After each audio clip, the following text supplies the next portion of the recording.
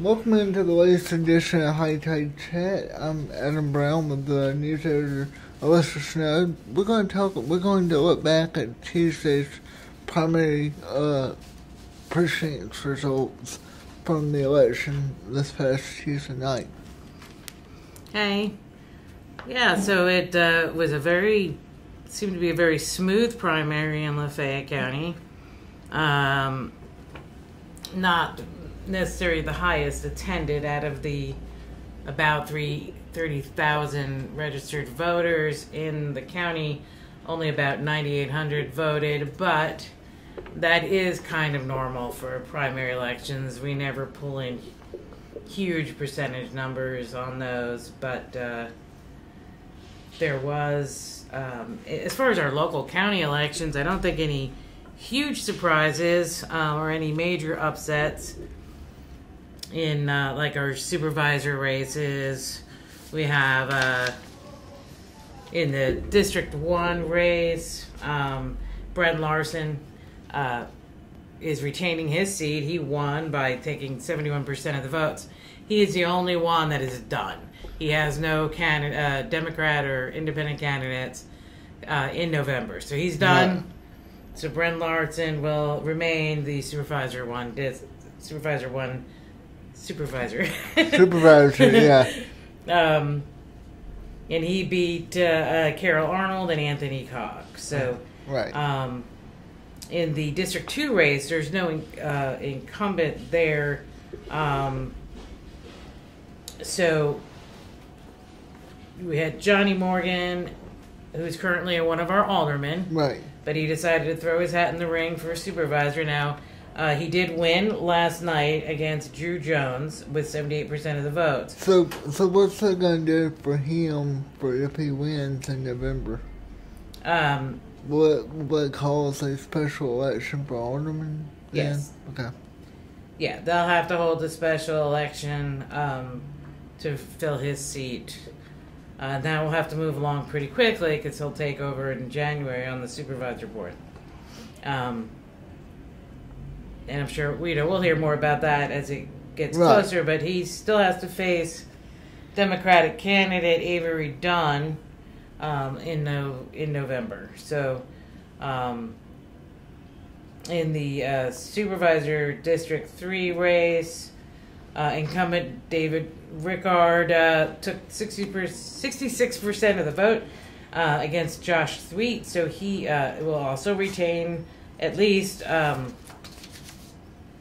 that on his ballot, excuse me. And I got myself all confused. So, he will face Dale Timothy Gordon, who's a Democratic candidate who also won last night in the Democratic primary. What's interesting about that is Mr. Gordon and Mr. Rickard met 4 years ago. They ran against each other 4 years ago. David won the election by like 30-something votes, I believe, if I can remember correctly. It was very tight. So it should be an interesting race come November. District 4, we had Scott Allen won with 56% of the votes against Derek Mooney. So is he done now? No, these are challengers. Neither one of these are. They were Republicans, but the incumbent Chad McClarty is running as an independent. So he was not on the primary ballot. He'll be in November, and there's also one Democratic candidate, Ann Klingon. So it will be Scott Allen, Chad McClarty, and Ann Klingon on the ballot in November for Supervisor 4. Supervisor 5, there was no incumbent because Supervisor Mike Roberts decided to instead run for Chancery Clerk.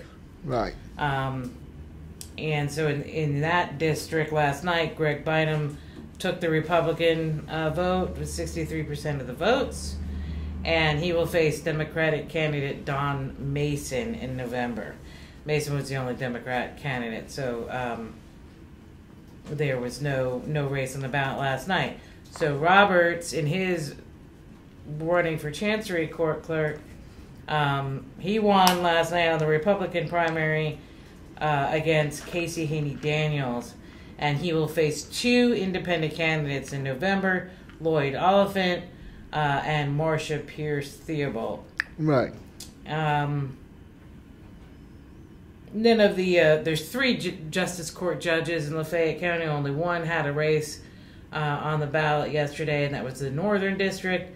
Lasagna Sue Pettis took 72% of the votes against Hardy Meeks Jr., and she will face Republican candidate Brent Johnson in November. Lafayette County Coroner Glenn Coleman won on the Republican ballot, earning 63% of the votes against Sean Bennett. And Coleman will face Democratic primary winner Lavera Dede Hodges, who earned 74% of the votes against the other Democratic candidate, Marilyn Pomerly Delbridge.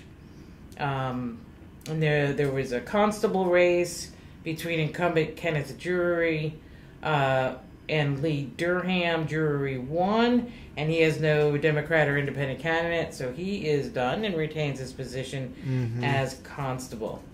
And those are our local elections. Of course, there was state, and there was regional, and also our House and senators. We're not going to read all those. You can go on HottyToddy.com, and we have all that coverage on our website. And you can read about those, and we have also the state election news that we received from Mississippi Today, who is gracious enough to share that information. So all of that would be on HottyToddy.com. And we move forward now. We don't have any local runoffs. There might be some around the state, but I don't think anything in Lafayette. But I will need to double check that. However, like maybe if any of the regional, I don't think so. Which means we'll move ahead to November here in Lafayette. And just to let people know that the first day to absentee vote for the general election will be September 25th. And that is so soon after that, October 7th. On October 28th, the Lafayette County Circuit Clerk's office will be open on Saturdays. Oh, that will be helpful. Yeah, to allow people to go in and absentee vote. If you are not registered to vote in Lafayette County, you need to do that by October 9th is the deadline to register for the general election. And I think that's particularly of interest, or should be, to students, because if they want to vote in our local elections, they're going to have to register. So for them to do that, they would go to the courthouse and just... Yeah, the Lafayette County Circuit Court Clerk's office inside of the Lafayette County Courthouse, in the smack down in the middle of the square. Right. Can't miss it. Yeah. Big old, and then the general election is November 4th.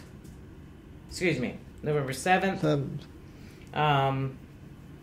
And the last day, that's what it is, November 4th will be the last day to vote absentee for the general election. Okay. So that should be that Saturday before. Yes. Okay. And that is it for the very quick wrap up, but I applaud our Lafayette County Circuit Clerk office for a very smoothly run election. It seemed to go really well. I know the results that were when they were given out last night, Tuesday night. They were fast. Fast, and even he was putting them on social media, and that's great too. I think that's the first that's happened that I can remember. Right. So anyway, that's it. Stay tuned to HottyToddy.com and be sure to go check out the site for more local coverage of just everyday news and sports. See you all next time.